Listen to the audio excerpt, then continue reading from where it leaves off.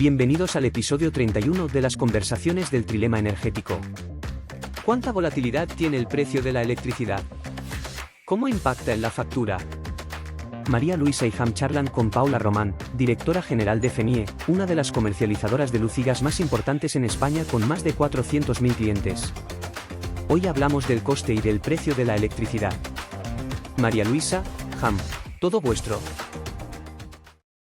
Gracias, Teo, y bienvenida, Paula, a las conversaciones del trilema energético. Bueno, antes de nada agradeceros el poder estar aquí con vosotros, María Luisa y José Antonio, un placer. La verdad que tener un hueco para poder hablar de estos temas con toda la humildad del mundo y compartirlo siempre es una maravilla. Como a todos los invitados, te pedimos que compartas con nosotros un dato relacionado con el trilema energético y con el tema de hoy, que es la comercialización de electricidad. Muy bien. ¿Qué nos traes? Bueno, a ver, pues desde nuestro lado, como comercializadora, sí que como hemos ido viviendo estos años, igual que generación, que clientes, que todos, una gran volatilidad del mercado, yo el dato que he traído es ese, es cómo estábamos cuando el mercado era más normal y cómo estamos ahora y si creemos que eso va a evolucionar o no. Un dato de referencia es pues esta volatilidad del precio del pool diaria, viéndola en promedios, ¿no? Si vemos el promedio horario, el promedio diario o el anual, si me fijo en el anual, un dato más general, pues hace unos 5 años pues podía subir o bajar en torno a 5 o 6 euros megavatio hora. Igual estábamos en torno a 50 euros de pool y subía o bajaba 5 o 6 euros. Y sabíamos que en torno a ese mercado nos movíamos. Ahora no hemos vuelto a los 50, seguimos todavía en 70 de media, pero es que se ha multiplicado por 400 esa volatilidad. Ahora ya no es más o menos 5 o 6 en el anual, estamos hablando de 25 o 30 euros megavatio hora. Entonces lo que vivimos probablemente es que vayamos hacia un entorno de precios más bajo, con renovables y demás, pero no a una reducción de la volatilidad. Es Guau. curioso, Paula, porque yo he vivido el famoso kilovatio estable Sí. y claro, Qué bonito era. sí, qué bonito era, sí. Y pasar a esta situación que cuentas es tremendo, ¿no? Para los analistas y los calculistas.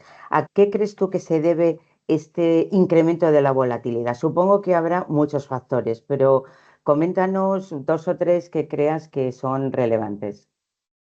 No sé si es casualidad o causalidad, ¿no? Pero justo digo, ¿en qué momento quitaron los límites? Porque es que unos meses antes de que todo ocurriera, existían unos límites de 0 y 180. Dijeron, va, venga, pues los quitamos. ¿Por qué? Yo digo, ahora ya, ¿por qué? Porque luego hemos vivido hasta 700 o vivimos 200 y vivimos en el 200 planos casi por encima durante muchos meses, ¿no? Entonces, hay un factor que es que ya no hay umbrales mínimos y máximos, eso está claro, cuando antes sí que lo sabía. Y hay otro, pues que bueno, el precio de casación, ¿no? Si el gas marca muchas horas precio y está a un precio muy alto, pues sube. Y si las renovables marcan un precio muy bajo, incluso cero, pues baja. Entonces esa distorsión entre cuál es la tecnología que marca el precio junto con que ya no hay umbrales, pues nos pone en esta situación. Y luego, aparte de que no hay, como no se almacena todavía, ¿no? Pues bueno, tenemos estos momentos de altibajos. Hablas de esa volatilidad. Yo me pregunto cuál es el impacto que tienen los precios negativos, no solo los máximos, pero los precios negativos, especialmente en todo lo que está ligado con PPAs, con acuerdos entre comprador y generador en el precio final. Pues fíjate que yo ahí todavía no es algo que nosotros hayamos puesto el foco puro como comercializadora. Es verdad que ahí muchas veces, incluso cuando vamos hablando, depende de con quién hablas, no sé, hablas con la generadora o con la comercializadora, pues al final somos una cadena. La cadena del suministro completo desde el generador, el distribuidor, está el transportista, el comercializador y el cliente. Nosotros lo estamos sufriendo mucho más directamente ahora en los parques que representamos de planta Recore, justo estos meses. Porque aparte de consumidores hay productores y estas plantas pues hay una normativa que indica que si hay más de 6 horas continuadas con un precio negativo o cero, pues esas horas equivalentes no cuentan. Entonces eso les afecta a sus ingresos Y ahora puntualmente está viendo, bueno, puntualmente, que probablemente ya dure un poco en el tiempo y van a tener que hacer algún ajuste, pues en vez de ingresar dinero, están teniendo que pagar. Y en medio hay, pues, por ejemplo, las comercializadoras tenemos que ver cómo apantallar ese problema, ¿no? Porque al final en medio siempre estamos con riesgo de crédito. Entonces vamos viendo cómo tratar de acompañar a los clientes, tanto a clientes como a productores, en estos momentos de gran salida de circulante, que luego van a ir recuperando con los meses, pero en el camino pues lo sufres. O sea, nosotros lo estamos sufriendo más por ahí. Paula, has mencionado antes muy de pasada el almacenamiento. ¿Tú crees que el almacenamiento de las energías renovables no gestionables podría paliar o amortiguar este efecto tan volátil del mercado, de los precios, o es irrelevante? Yo soy optimista. Creo que es fundamental el que tengamos todos una visión, ¿no? Una visión clara de hacia dónde nos gustaría ir y por mucho trilema que tengamos en el camino, qué aspectos tenemos que ir tocando para llegar ahí. No significa que sea fácil o difícil, pero sí que tenemos que llegar hacia eso. Y ahí yo ahí vuelvo un poco con el tema, ¿no? Puedes poner almacenamiento a nivel más de generación o incluso en la etapa final del cliente. Entonces se Ujú. puede gestionar la oferta, se puede gestionar la demanda. Creo que muchas veces cuando se habla de ver cómo gestionar estos riesgos en la energía, se habla más de cómo gestionarlos desde el origen y no tanto desde el destino.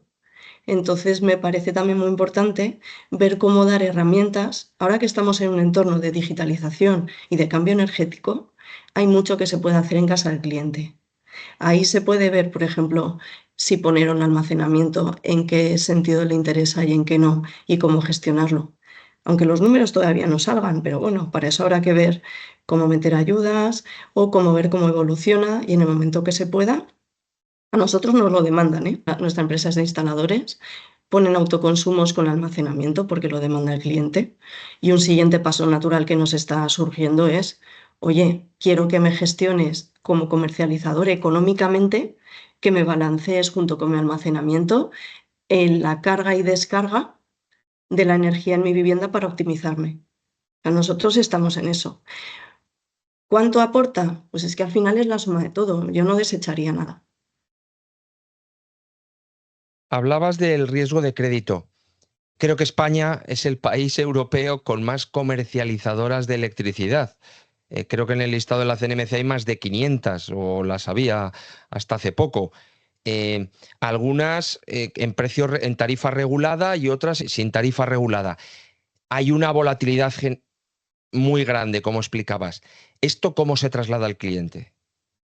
Pues a ver, yo creo que justo has nombrado ahora el tema de no el número, sino que haya un mercado regulado y un mercado libre. Creo que es un tema también que si queremos aportar una visión de cambio, donde de verdad todos somos actores, y muchas veces se está hablando de que el propio cliente quiere ser partícipe, quiere ser parte activa, ¿no?, del cambio. ¿Qué papel le queremos dar al cliente en todo esto? Y aquí a un poco un poco me voy a explayar un poco más a ver si se entiende, ¿vale? Si decíamos que en la cadena tenemos generador, distribuidor y comercializador, el comercializador es un engranaje muy importante con el cliente, porque al final en la factura, que es una de las patas del trilema energético, ¿no?, que al final es cuánto me va a costar la energía, en la factura está el precio y está el consumo, están las dos cosas. Para rebajarla hay que tocar precio y hay que tocar consumo, optimizaciones de potencia, recomendaciones. Eso un mercado regulado no lo puede hacer, no tiene esa Ujú. visión. Y nos estamos encontrando que al final es difícil para el usuario, para el cliente, el decidir, oye, ¿yo qué hago ahora? ¿Me voy a mercado libre o me voy a mercado regulado? Tiene dos señales. Y las dos señales ni siquiera tiene claro qué es mejor para mí. Yo ahora, de verdad, una cosa son consumidores vulnerables, que hay que protegerlos, hay que ver cómo, pero en el mercado libre, ahora mismo, hay suficientes tarifas, suficientes soluciones y suficientes recomendaciones como para no ser necesario un mercado regulado. Que ahora mismo, incluso con el precio que tiene el PVPC, está un poco a caballo entre un indexado y un fijo, ¿no? Entonces, es un camino intermedio. Ahora mismo un cliente en mercado regulado no está más protegido en precio. Según la tarifa que tenga, va a pagar más o menos que el mercado libre. Entonces, me parece importante lanzar una señal de qué es mejor, mercado regulado o libre, y si de verdad debe haber un camino que no es fácil hacia la transición energética, y además viene una directiva de Europa que impone Sí. Te una, iba a preguntar una si la liberalización tarifa progresiva. regulada crees que la va a seguir permitiendo Europa. Es que creo que hay una disyuntiva ahí, ¿no? Creo que por un lado, pues nuestro país lo potencia, aunque por otro lado desde Europa haya una directiva, pero no veo una presión clara para incentivar la desaparición del mercado regulado. Y me parece una pena porque al final ya hay suficientes bloqueos o temas a resolver como para que algo que es una señal muy pura de vamos a liberalizar y es algo que no es malo porque el cliente se puede beneficiar de muchas soluciones, ahora mismo pues tenga esa disyuntiva. Es curioso porque el hilo conductor de toda esta entrevista es el mercado marginalista, ¿no? Cómo se fijan los precios, etcétera. Yo recuerdo cuando España entra en este mercado hace ya varias décadas, el objetivo yo creo que estaba muy claro. Europa tenía más o menos generadores estables de electricidad, no había este galimatías que nos estás contando y se pretendía incentivar las energías que eran pues poco novedosas o muy innovadoras. Pero es que eso hace décadas y ahora mismo los países en este mercado tienen una generación muy diferente unos a otros, las energías renovables han entrado de manera masiva y sin embargo estamos con el mismo diseño de mercado. Es como, no sé, ¿no te parece que esto debería de ser un punto de reflexión y no tocar pequeñas cositas, sino un Mm, punto de reflexión sí. relevante en Europa? Me parece sí, que a veces es que es como tú ves el bosque, ¿no? Y están ahí talando las ramas del árbol, no, pero vamos a ver, que es que en general, cuando miro otros sectores, ¿no? Pues a lo mejor te vas al mundo de las bombillas y tiene una tasa de reciclaje, vale, está claro, necesita recaudar para un tema. Ves al del agua, tiene la tasa del saneamiento o del alcantarillado, vale. Nosotros tenemos un sistema súper complejo de recaudación, donde si me pongo a enumerar que antes contaba, digo, en la factura recaudamos impuesto eléctrico, el IVA, cargos, peajes, el bono social, el Fondo Nacional de Energía Eléctrica.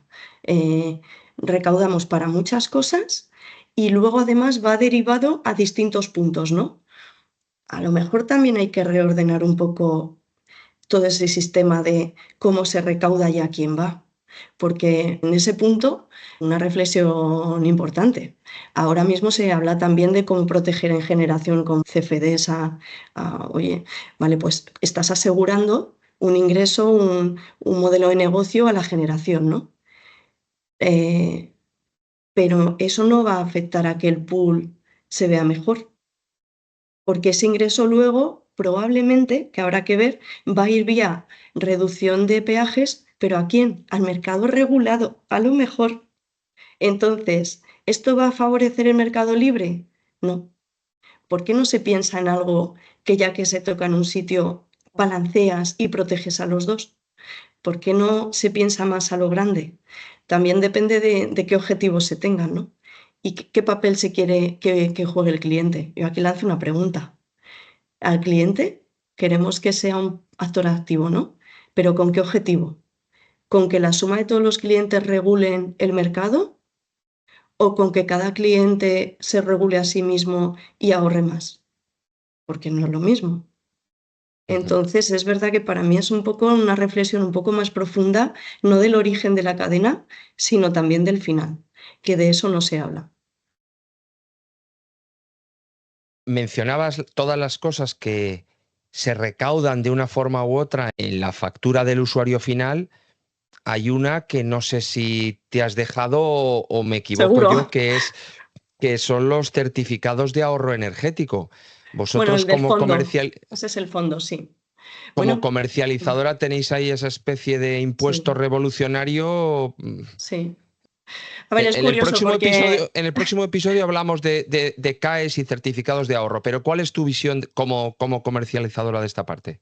mi visión en esto, nosotros somos actores muy activos, porque al final sí tenemos un foco muy claro en que lo que queremos es que en esta etapa final del camino, cualquier cliente, pequeño, mediano o grande, independientemente del tamaño del usuario, se beneficie o de una recomendación de consumo, o de potencia o de un ahorro, ¿vale?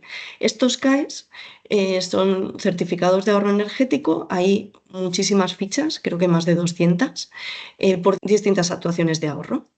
Si nosotros podemos justificar que ahorramos a clientes, eso dejamos de pagarlo a través del Fondo Nacional de Eficiencia. Actualmente nosotros, por el volumen que tenemos, pues nos implica como 2,5 millones de euros, cosa que ¿Al hace mes, al año? al año. Todavía no es mucho, pero la rampa es que hace unos años eran 300.000 euros. Ya. Entonces, a ver, la curva es creciente y además por el foco que tenemos nos interesa. Pero justo, ¿sabes lo que nos estamos dando cuenta? Nosotros hemos potenciado los CAEs a través de los instaladores, que son los que son accionistas de nuestra compañía, y tenemos acciones pequeñas, medianas y grandes. El CAE es un proceso bastante tedioso de justificación y Sí. requiere pasar por una verificadora que no te cuesta 50 euros. Como el ahorro sea de 30 o 40 euros, el coste puro del proceso no lo hace viable. Entonces, hemos tratado de agrupar un caso muy tonto, ¿vale? Aunque no venga directamente con nosotros, un cambio de neumáticos puede justificarse, pero si puedes agregar cambios de neumáticos a montón en una bolsa, pues todos con un coste de verificación único te compensarían, ¿no? Entonces puedes llegar a clientes más pequeños.